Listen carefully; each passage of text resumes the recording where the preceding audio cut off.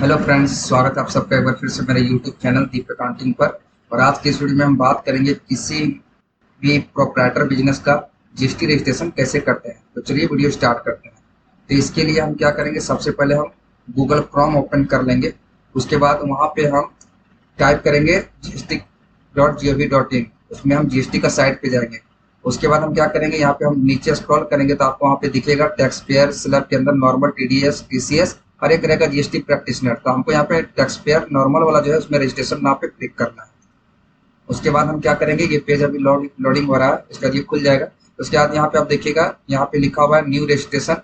ठीक है, उसके बाद लिखा है टेम्पररी रेफरेंस नंबर टीआरएन। तो हम न्यू रजिस्ट्रेशन के अंदर जाएंगे।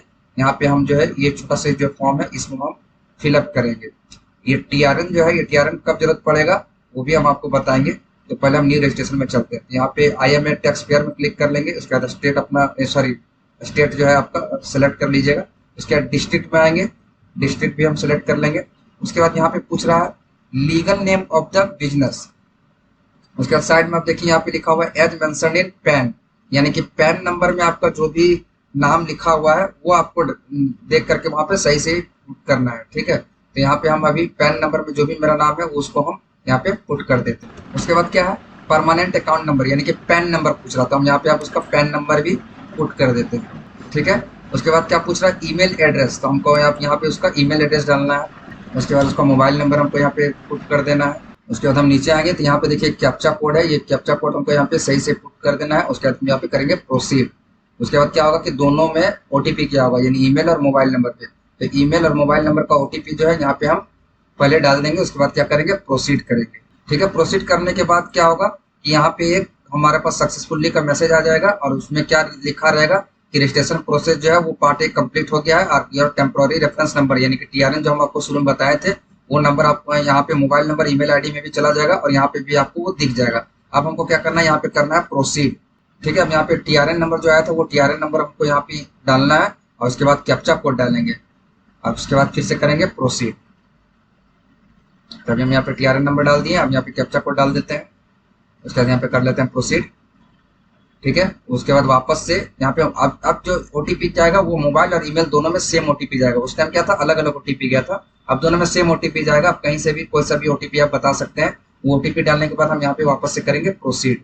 ठीक है, अब यहाँ पे देखिए ये पेज खुल जाएगा माई सेव्ड एप्लीकेशन का। वहाँ पे हम एक्शन वाला जो बटन दिख रहा है आपको, वहाँ पे एडिट मोड में आप चले जाएंगे। तो यहाँ पे पहला क्या पूछ रहा है, बिजनेस डिटेल्स। तो बिजनेस डिटेल्स में हम उसका जो भी डिटेल्स है वो जो है वो डाल देंगे। जैसे ट्रेड नेम, तो उसका ट्रेड नेम जो भी रहेगा, मतलब बिजनेस का जो नाम रहेगा वो नाम हमको यहाँ पे डालना है। तो हमारे केस में धनबाद माइनिंग एंड ट्रांसपोर्टिंग, तो हम वो डाल देते हैं यहाँ पे। ठीक है, उसके बाद पूछ रहा कॉन्स्टिट्यूशन ऑफ बिजनेस। तो कॉन्स्टिट्यूशन ऑफ बिजनेस हमारा क्या हो जाएगा, प्रोप्राइटरशिप है ये, तो वहाँ पे हम प्रोप्राइटरशिप सेलेक्ट कर लेंगे। उसके बाद एडिशनल ट्रेड नेम, कोई और ट्रेड नेम अगर है तो हम डाल सकते हैं, हमको यहाँ पे कुछ भी नहीं है। अब यहाँ पे देखिए ऑप्शन दे रहा है are you applying for registration as a casual taxable person. हम कैजुअल टैक्सेबल पर्सन नहीं है तो यहाँ पे हम कुछ भी नहीं करेंगे। उसके बाद नीचे आएंगे, उसके बाद हमसे पूछेगा यहाँ पे ऑप्शन फॉर कॉम्पोजिशन। तो अगर हमको कॉम्पोजिशन टैक्स स्कीम लेना है तो उसको यस करेंगे, अदरवाइज नो करेंगे। उसके बाद हमसे पूछेगा रीजन फॉर ऑब्टेनिंग रजिस्ट्रेशन, तो हम यहाँ पे कर देंगे वॉलंटरी बेसिस, यानी कि हम कभी भी क्लोज कर सकते हैं अगर मेरा बिजनेस नहीं चला तो यहाँ वॉलंटरी बेसिस हम ले लेंगे। उसके बाद date of commencement of business, तो ये जो हमारा जो डीड जो बना है, सॉरी रेंट एग्रीमेंट जो बना है, हम वो डेट यहाँ पे डाल देते हैं। उसके बाद देखिए यहाँ पे पूछ रहा है इंडिकेट एग्जिस्टिंग रजिस्ट्रेशन। तो टाइप ऑफ रजिस्ट्रेशन अगर कुछ आपका वैसा पहले से है तो आप यहाँ पे दे सकते हैं, जैसे जीएसटी नंबर अगर पहले से आप जीएसटी नंबर दे दीजिए। कोई और अगर चीज है तो वहाँ पे आप डाल के उसका जो है आगे बढ़ सकते हैं। अगर अब यहाँ पे ट्रेड नेम यानी ट्रेड लाइसेंस अगर है तो आप यहाँ पे अपलोड कर सकते हैं, नहीं तो आगे बढ़ सकते हैं। उसके बाद आगे यहाँ पूछ रहा है प्रमोटर या पार्टनर्स का डिटेल, यानी कि यहाँ पे प्रोप्राइटर है तो प्रोप्राइटर का आप यहाँ पे डिटेल्स डाल दीजिए। यहाँ पे देखिए फर्स्ट नेम, यहाँ फादर का फर्स्ट नेम पूछ रहा था, यहाँ पे हो जाएगा उनका फादर का नाम। उसके बाद हम डेट ऑफ बर्थ पूछ रहा है, डेट ऑफ बर्थ हम वहाँ पे डाल देंगे, जो भी सही रहेगा वो डेट ऑफ बर्थ आप वहाँ पे। उसके बाद मोबाइल नंबर डालना है, यहाँ पे जेंडर सेलेक्ट कर लेना है। उसके बाद डेजिग्नेशन स्टेटस क्या हो जाएगा, यहाँ पे हम प्रोप्राइटर हैं क्योंकि ये मेरा इंडिविजुअल बिजनेस है तो यहाँ पे प्रोप्राइटर लिख देंगे। उसके बाद यहाँ पे पूछ रहा है रेसिडेंशियल एड्रेस। रेसिडेंशियल एड्रेस में जो है कंट्री वगैरह सेलेक्ट कर लेंगे, पिन कोड वगैरह डाल देंगे, स्टेट वगैरह डाल देंगे। ये सारा चीज हम यहाँ पे जो भी है यहाँ पे सारा चीज सही से पढ़ के डाल। उसके बाद यहाँ पे ऑल्सो ऑथराइज सिग्नेटरी, यही है मेरा सिग्नेटरी, ऑथराइज आदमी जो यही है, तो यहाँ पे यस कर देंगे, आगे बढ़ेंगे। उसके बाद यहाँ पे पूछ रहा है डिटेल्स ऑफ ऑथराइज सिग्नेटरी, तो मेरा यही ऑथराइज सिग्नेटरी है, तो ऊपर वाला जो चेक मार्क है उसमें टिक कर देंगे और आगे बढ़ जाएंगे। अगर कोई और होता तो हम यहाँ पे ऐड करते, तो मेरे केस में वही है, तो हमको ऐड करने का जरूरत नहीं है। अगर हम इसको, अगर कोई और रहेगा तो हम वहाँ पे मैनुअली ऐड कर सकते हैं। तो उस केस में हमको proof of details of authorise signatory भी देना पड़ेगा।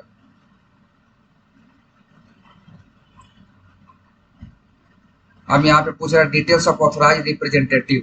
अगर आप मान लीजिए कोई जीएसटी प्रैक्टिशनर वगैरह है या कोई और ऐसा इंसान है जिसको आप मान लीजिए ओटीपी वगैरह, जैसे कि मान लीजिए जैसे रिटर्न फाइल होता है तो ओटीपी वगैरह का हम लोग को चाहिए होता है, तो हम नहीं चाहते हैं कि प्रोप्राइटर के पास डायरेक्ट ओटीपी जाए, तो उस केस में हम जिसका भी नाम यहाँ पे सजेस्ट कर देंगे जो भी रहेगा, तो उसके पास वो जो है मतलब ओटीपी वगैरह जाएगा। जैसे कि अभी यहाँ पे लिखा है डिटेल्स ऑफ ऑथराइज रिप्रेजेंटेटिव, तो do you have any authorise representative, अगर है तो हमको यहाँ पे कर देना है यस। देखिए जैसे ही यस किया, यहाँ जीएसटी प्रैक्टिशनर आ रहा है, अदर आ रहा है, तो वहाँ पे जीएसटी प्रैक्टिशनर होगा तो उसका एनरोलमेंट आईडी से सर्च कराएंगे तो वो ऑटोमेटिक उसका नाम शो कर जाएगा। उसके बाद हम सेव एंड कंटिन्यू करेंगे। अब यहाँ पे हमसे पूछ रहा है प्रिंसिपल प्लेस ऑफ बिजनेस, तो बिजनेस जहाँ भी हमारा है उसका हमको यहाँ पे एड्रेस डालना है। यहाँ पे प्रॉपर एड्रेस उसका डाल देंगे। उसके बाद यहाँ पे भी हम आगे बढ़ेंगे। यहाँ पे आपको एक चीज ध्यान देना है कि जो आपका जुरिस्डिक्शन वगैरह वो आपको अच्छे से सेलेक्ट कर लेना है। वैसे पिन कोड से वो डायरेक्ट आ जाता है। अब यहाँ पे है nature of position of premises, तो यहाँ पे आपको क्या है कि रेंटेड है मेरा, तो यहाँ पे हम रेंटेड सेलेक्ट कर लेंगे क्योंकि हम रेंट पे ले रहे हैं दुकान। उसके बाद यहाँ पे हम रेंटेड है तो क्या क्या डॉक्यूमेंट्स हम उसको दे रहे हैं, तो हम यहाँ पे एक लीज या रेंट एग्रीमेंट दे रहे हैं। ठीक है, तो रेंट एग्रीमेंट का यहाँ पे आप साइज देख लीजिए 1.95 MB तक जो है वो लेता है। ठीक है, तो वहाँ पे उतना ही साइज तक होना चाहिए, उससे छोटा होगा चलेगा, उससे बड़ा होगा तो वो एक्सेप्ट नहीं करेगा। उसके बाद यहाँ पे रेंट एग्रीमेंट हम यहाँ पे जो है उसको दे देंगे। देखिए रेंट एग्रीमेंट जो अपलोड हो गया। उसके बाद क्या है कि हम एक और डॉक्यूमेंट्स यहाँ पे देना चाहते हैं क्योंकि जीएसटी डिपार्टमेंट जो है कुछ एडिशनल डॉक्यूमेंट्स भी डिमांड करता है, तो इसलिए हम यहाँ पे क्या कर दे रहे हैं, लीगल ऑनरशिप डॉक्यूमेंट, यानी उसका जो जमीन का पेपर है वो भी हम दे दे रहे हैं। दुकानदार जो है जो उसका ऑनर है उसका जमीन का पेपर भी हम यहाँ पे दे दे रहे हैं। तो उसका साइज लगभग 1 MB का रहता है, तो 1 MB के अंदर वो जो है हमको डॉक्यूमेंट का साइज हम कन्वर्ट कर चुके हैं। अब उसको हम यहाँ पे लीगल ऑनरशिप डॉक्यूमेंट में सेलेक्ट करके हम वहाँ पे वो डाल देंगे। ठीक है, उसके बाद यहाँ पे जो भी उसका नेचर ऑफ बिजनेस एक्टिविटी रहेगा वो हमको सेलेक्ट कर लेना है। जैसे क्या क्या है मेरा यहाँ पे लीजिंग बिजनेस है, मानी ट्रांसपोर्टिंग है तो हम यहाँ पे लीजिंग बिजनेस दे देंगे, या फिर सप्लायर ऑफ सर्विसेज है वो दे देंगे, होलसेल बिजनेस रहेगा तो वो दे सकते हैं। जो जो आपको सही लगे वो आप यहाँ पे सेलेक्ट करके आपको आगे सेव एंड कंटिन्यू पे क्लिक कर देना है। अगर सब लोकेलिटी अगर मैच नहीं करेगा तो वो हमको पॉपअप एरर देगा, तो आपको वहाँ पे सब लोकेलिटी जो है अच्छे से वहाँ पे डालना है। जैसे यहाँ पे इनवैलिड खाता नंबर यहाँ पे जैसे कॉमा दिए तो उसके लिए भी वो टोक रहा है, तो वो चीज आपको सही से डाल के आपको आगे बढ़ना है। ये सब चीज सही हो जाएगा। उसके बाद हम लोग यहाँ पे प्रोसीड करेंगे। तो यहाँ पे नेक्स्ट क्या है, goods and services tax. Additional place of business जो है वहाँ पे हमको नहीं है मेरा कुछ, तो वहाँ पे हम कुछ नहीं डालेंगे। उसके बाद हम आगे बढ़ेंगे तो गुड्स एंड सर्विसेज टैक्स में क्या होगा, मेरा वहाँ पे HSN वाइज हमको उसका समरी डालना है। यहाँ पे हम उसका HSN वाइज जो है समरी डाल देंगे कि क्या क्या हमारा बिजनेस रहेगा। यहाँ पे देखिए हम 8.4 जैसे लिए हैं तो वहाँ पे जो भी हमारा मैचिंग रहेगा डिस्क्रिप्शन के साथ उसको हम सेलेक्ट कर लेंगे HSN कोड में। ठीक है, उसके बाद सर्विसेज अगर रहेगा तो सर्विसेज भी हम सेलेक्ट कर सकते हैं। ठीक है, तो ये सारा चीज हो जाएगा। उसके बाद यहाँ पे हम आगे बढ़ेंगे। यहाँ पे 99 जिससे हम सेलेक्ट करें सर्विसेज हो गया, यहाँ पे हम सेव एंड कंटिन्यू करके आगे बढ़ेंगे।